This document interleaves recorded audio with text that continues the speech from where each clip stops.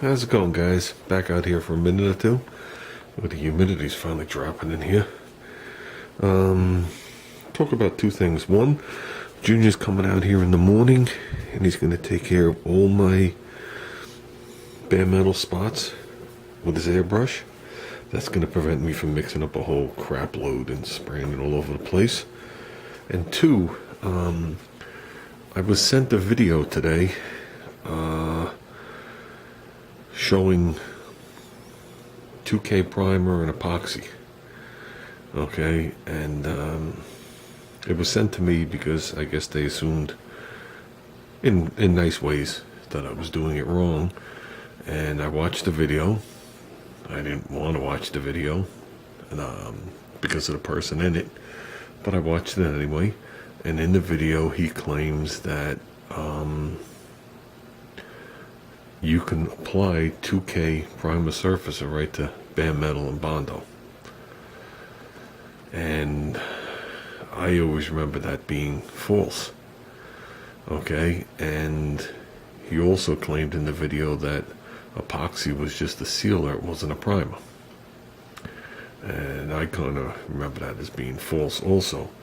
I know things have changed in the chemistry of epoxy over the years, definitely without doubt, because when I was introduced to epoxy and you sprayed it on, you could dip the crap in salt water, it wasn't going to rust. And I know the way back when the properties changed, because the stuff that was in there was obviously very bad for you.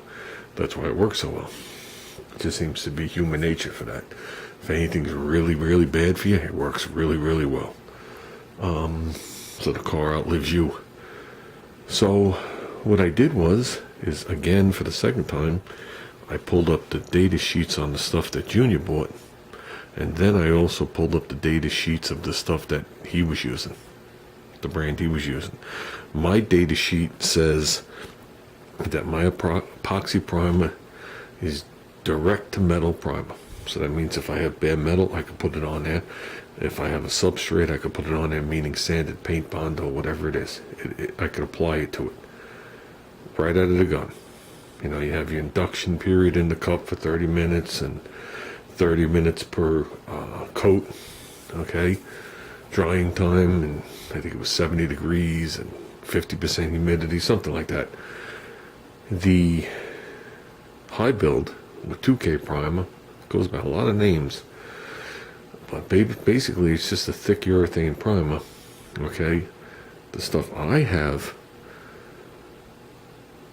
can only go directly to metal if the metal is etched with acid first. So the acid they're talking about, I don't think it's this, but I could be wrong. It might be, because I know this turns the metal blue. Am I going to risk it to find out? No. Can I look into it? Sure.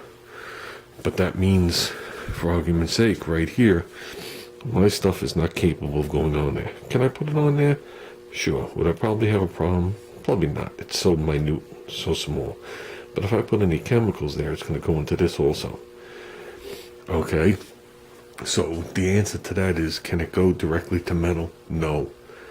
It requires a chemical prior to that. So whether it be that acid wash I had in my hand or acid wash, you gotta treat the metal, and that will allow it to adhere, just like self-etching primer does. Self-etching primer has an acid built in, and it bites into the metal. The stuff he was using, I looked up because I never used it before, and I brought it out here. See it somewhere.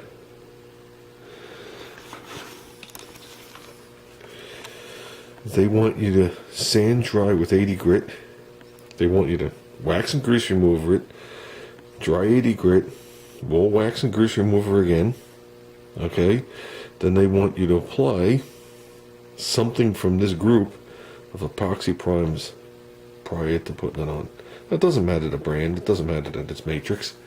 Doesn't matter, I'm sure that the PPG is exactly the same. They all seem to be the same one way or another. They're just telling you they need something underneath it, like an epoxy primer, which adheres to the metal and this won't. Okay, the stuff I'm using, this is on the list, but if I want to put it direct to metal, I have to use some kind of acid first. So to show you that they're applying this directly to Bondo is acceptable, it's in there. Okay, but if there's a Bondo spot on your car and you do the whole entire area with bare metal around it, they're not saying it'll stick. That's not what they're claiming here. I mean, it's simple. It's written right there in the sentence. So you're gambling. And just doing it the way they say is a gamble. You know, even professionals have bad days and whatever it is. There's beginner's luck. There's everything. Murphy's Law. But if they're telling you to do something and you're skipping that step, that is what all this other stuff is laying on top of. So that would be like me leaving this door outside, letting it rust solid, and then me just putting primer and stuff on top of it, smoothing it all out. It looks mint like this. I mean, you know there's a problem. And that's basically what you're doing, is you're creating a future problem.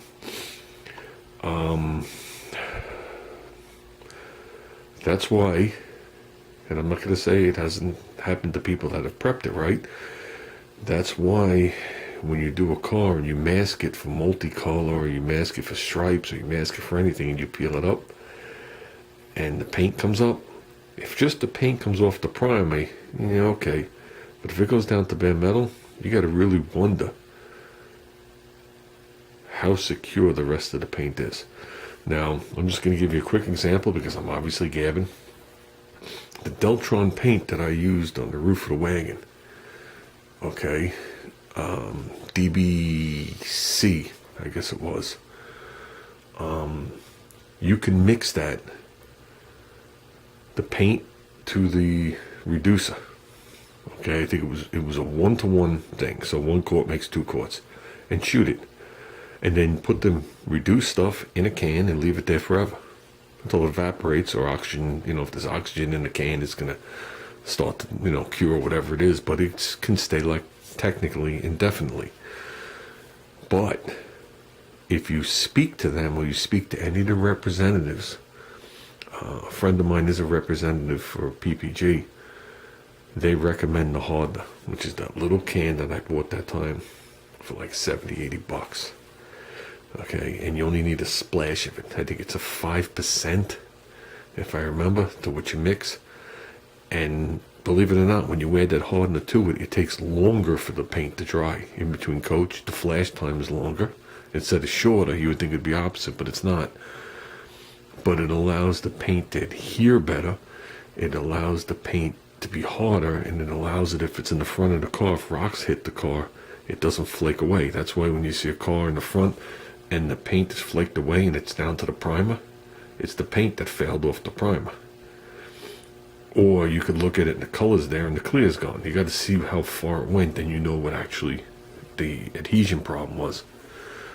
So I sprung for the $70 or whatever it was. Now I plan on using the same paint on this car. I'd like to use the same paint on this car so I could make sure everything's the same color when I'm done. But I'm going to put the hardener in it because there's going to be some masking going on here, and I don't want to mask off the white of the car and peel it and take the red with it and the blue with it, because then you're screwed. The whole project is done. Okay.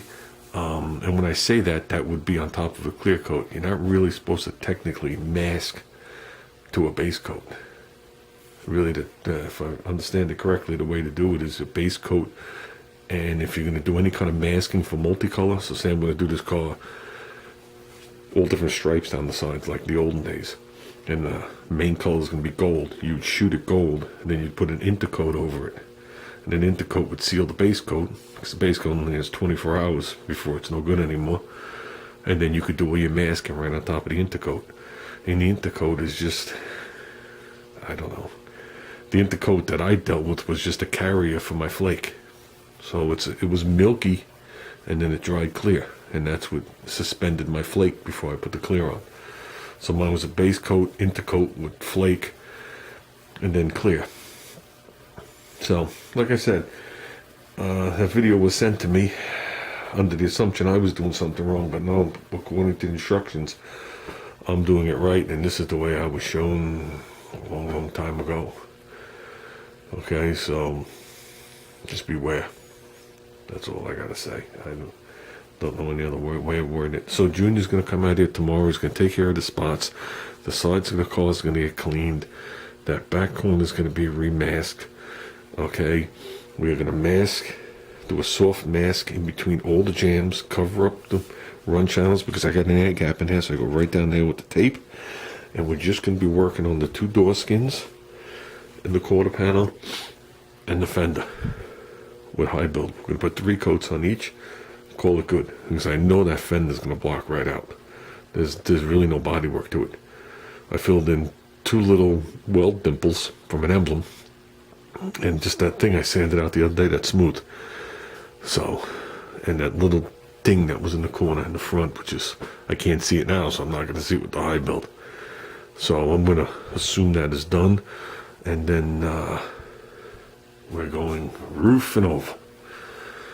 So we'll get this car done. We're sailing through it now. This is the stuff that makes you excited, because it might look like nothing in the camera, but this is something. This is definitely something. And if you go back to the pictures, it's like, holy crap, what this car looked like before. And I thought the car was nice, but I guess it wasn't, was it?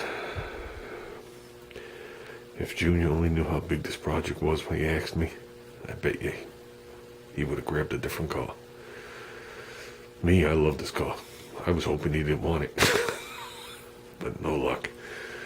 So, and for the question I was asked of what's up here, I